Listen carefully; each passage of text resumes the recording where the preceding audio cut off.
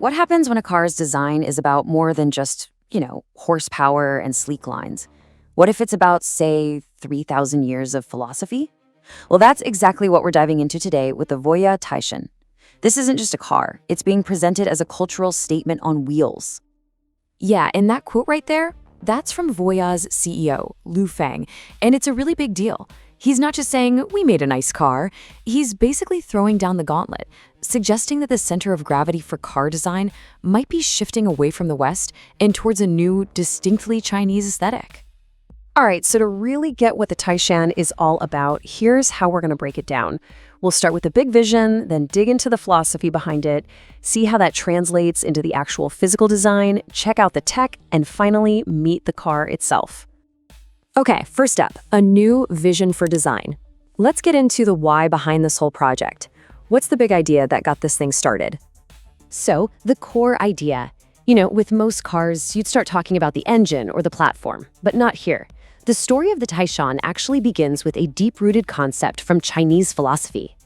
And this is it, the absolute heart of the design, Tian He Yi, which translates to heaven and man in one.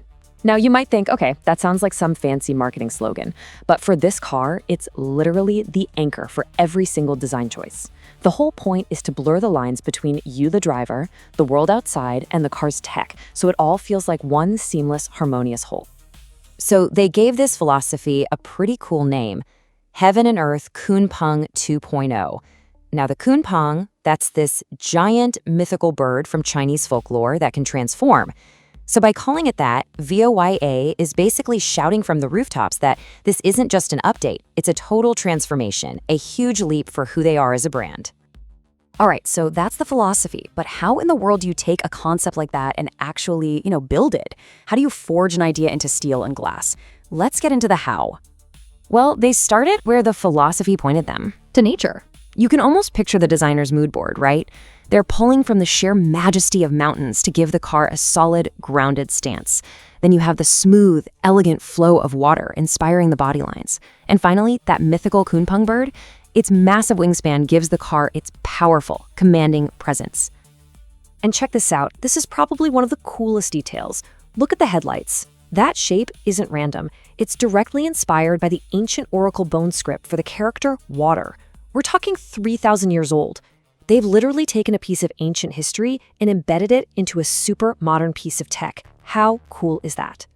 This whole new look, they call it Jiya, and it breaks down into 3 key ideas. First, you've got extreme. That's the confident, almost majestic stance of the car.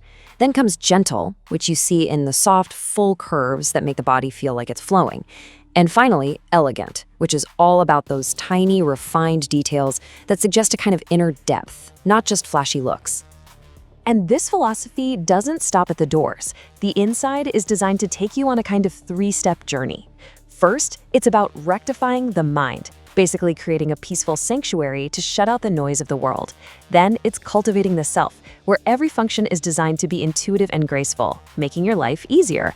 And finally, managing the family, which uses smart features to make every trip a happy one for everyone on board. Okay, let's talk tech.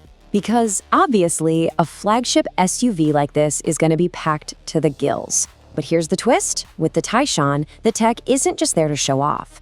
Every single feature is meant to tie back to that core idea of harmony. And when you look at what's under the hood, or, in the computers, it's pretty clear Voya isn't messing around.